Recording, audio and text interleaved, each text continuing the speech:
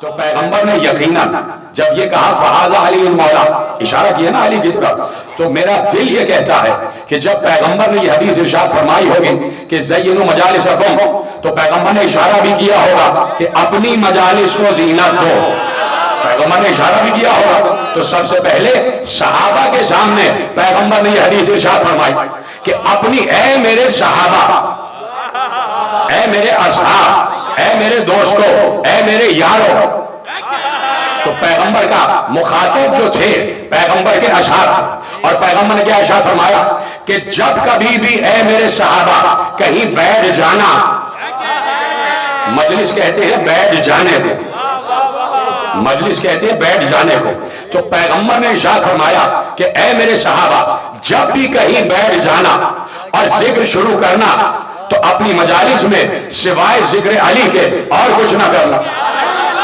تو میں نے آپ سے سوال کیا کہ کیا اس بات سے کوئی انکار کر سکتا ہے کہ صحابہ نے ایسا نہ کیا ہوگا؟ میں سوال پوچھنا چاہتا ہوں کہ کیا صحابہ نے اس حدیث کا انکار کیا ہوگا؟ ہمیں کہیں نہیں ملا کہ جو غدیر میں ہوا تھا وہ یہاں پر ہوا، غدیر میں ایک معاملہ ہوا غدیر کے بعد، لیکن یہاں ہمیں نہیں ملا، کہیں پر بھی کسی بات میں نہیں ملا کہ جب پیغمبر نے کہا کہ زینوا مجالسکم بذکر علی ابن ابی طالب لأن ذکرہ ذکری وذکر ذکر اللہ وذکر اللہ عبادہ، تو کہیں کسی بڑے یا چھوٹے صحابی نے اٹھ کے یہ نہیں کہا کہ یا رسول اللہ یہ جو آپ کہہ رہے ہیں کہ اپنی مجالس کو زینت دو علی کے ذکر سے، تو یہ اپنی طرف سے کہہ رہے ہیں یا اللہ کے کہنے سے کہہ رہے ہیں؟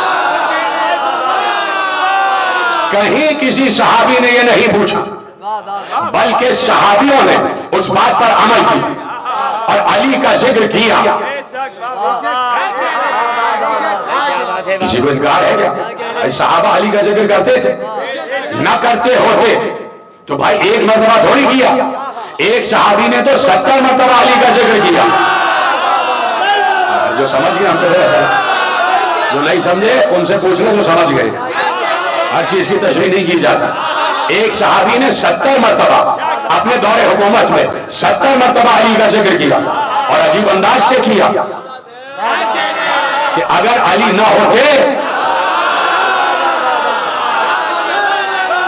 تو آپ دیکھ رہے ہیں کہ انہوں نے اسی وقت اعلان کر دیا، حضرت عمر صاحب نے اسی وقت اعلان کر دیا، جیسے ہی حضرت عمر صاحب نے ایک جملہ کہا کہ اگر علی نہ ہوتے تو میں ہلاک ہو جاتا، لوگ اس جملے کی گہرائی تک پہنچے ہی نہیں، لوگ اس جملے کے باطن تک پہنچے ہی نہیں، لوگ اس جملے کی گہرائی تک نہیں پہنچے، لوگ حضرت عمر صاحب کے علم تک نہیں پہنچے کہ حضرت عمر صاحب کے پاس علم کتنا تھا۔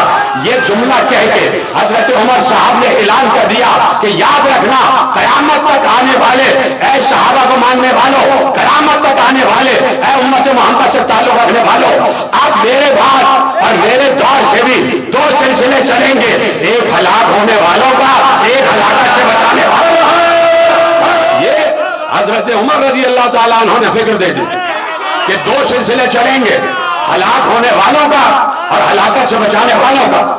تو علی ہلاکت سے بچائے ہوئے ہیں، تو آج بھی 2 ہی سلسلے چل رہے ہیں، اور لوگ بل بلا کر بتا رہے ہیں کہ کون ہلاک ہونے والا ہے، کون ہلاکت سے بچانے والا۔ یعنی ہر دور میں 2 سلسلے رہیں گے، ایک سلسلہ ہوگا ہلاک ہونے والوں کا اور ایک سلسلہ ہے ہلاکت سے بچانے والوں کا۔ تو یہ سلسلہ از ازل چل رہا ہے، جب ہلاکت و شہادت ازل سے ہے تو سلسلہ ہلاکت و شہادت بھی ابد تک رہے گا۔ تو آج بھی ہلاکت و شہادت کا سلسلہ ہے، یاد رکھیں ہلاک ہونے والے بھی ہیں اور شہادت پانے والے بھی ہیں۔ میں کسی کی طرف اشارہ نہیں کر رہا، میں کسی کی طرف اشارہ نہیں کر رہا، اور نہ میں اس منبر پر بیٹھ کر غیر ذمہ داری کی بات کرنے کا عادی ہوں۔ میرا خطاب تو سب کے لیے ہوتا ہے، میرا خطاب سب کے لیے ہوتا ہے۔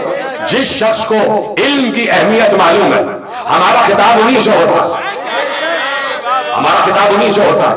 اب سلسلہ ہے ہلاکت والوں کا اور شہادت والوں کا، 2 سلسلے ہیں۔ میں کسی طرف اشارہ نہیں کرتا، سارے مسالک ہمارے لیے قابل احترام، ہر مشرب ہمارے لیے قابل احترام۔ میں صرف ایک مثال دینا چاہتا ہوں۔ اب اس مثال پہ جو بھی پورا اتر آئے، میری ذمہ داری مثال کے ذریعے سمجھانا، اور یہ سنت قرآن ہے کہ مثال کے ذریعے سے سمجھایا جائے۔ اللہ نے مثال بیان کی ہے، اللہ نے مثالیں بیان کی ہے۔ وَيَضْرِبُ اللَّهُ الْأَمْثَالَ لِلنَّاسِ لَعَلَّهُمْ يَتَفَكَّرُونَ، اللہ انسانوں کے لیے مثالیں بیان کرتا ہے تاکہ وہ فکر کی منزل پر آ جائے، تاکہ وہ فکر کرے، فکر کرنے کے قابل ہو سکے۔ تو اب ہلاکت کا ایک سلسلہ ہے اور شہادت کا ایک سلسلہ ہے۔ میں ہلاکت کی بھی تعریف کر دیتا ہوں اور شہادت کی بھی تعریف کر دیتا ہوں۔ اب اس پر میزان ایک قائم ہو گیا اور خود عدل کرنے والے اس پر میزان کو پرکھتے ہوئے، میزان کو رکھتے ہوئے آگے بڑھتے چلے جائیں، آگے بڑھتے چلے جائیں۔ اب ایک قربانی کا جانور ہے، ایک جانور ہے حلال جانور، حلال جانور ہے، حلال جانور۔ اب کتنے ہی حلال جانور، بکری بھی ہے، بکرا بھی ہے، دمبا بھی ہے، گوشفند بھی ہے، اونٹ بھی ہے، گائے بھی ہے، بیل بھی ہے، یہ سب حلال جانور ہے۔ توجہ فرمائیں۔ اب ایک حلال جانور ہے، حلال جانور، حلال جانور چلا جا رہا ہے، راستے میں اسے ٹھوکر لگی، مر گیا، تو اب کسی قابل نہیں ہے، وہ اب کسی کے لیے حلال نہیں رہا۔ کیا مطلب؟ ہلاک ہو گیا۔ اب یہی حلال جانور، اب یہی حلال جانور قربانی کے لیے خریدا گیا، چونکہ اللہ سے منسوب ہو گیا تو اب اس کا ذبح ہونا ہلاکت نہیں ہے۔ میں نے کہا میں مثال دے رہا ہوں اور آپ مثال پہ جس کو چاہے پرکھتے چلے جائیں۔ جو کسی حلال سے منسوب ہو جاتا ہے وہ ہلاک نہیں ہوتا۔ چلیے گھر جا کے غور کر لیجیے گا، اس سے بعد جملہ تو میں کہہ نہیں سکتا۔ جو کسی حلال سے منسوب ہوتا ہے وہ ہلاک نہیں ہوتا، جو کسی صاحب شجرہ سے منسوب ہو جاتا ہے وہ فنا نہیں ہوتا۔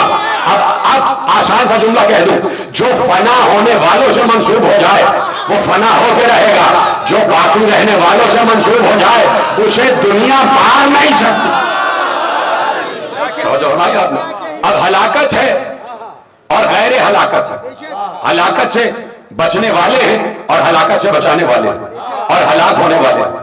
تو اصول دیا خلیفہ دویم نے، اصول دے دیا۔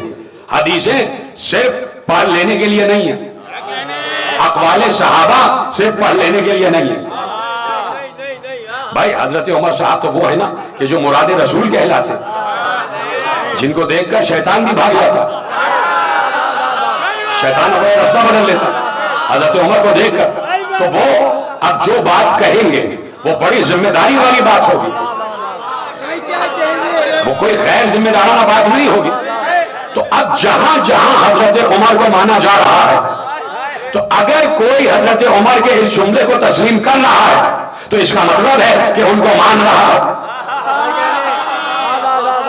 تو حضرت عمر نے ایک اصول دے دیا کہ علی قیامت تک ہلاکت سے بچاتا ہی رہے گا، علی قیامت تک ہلاکت سے بچاتے ہی رہیں گے۔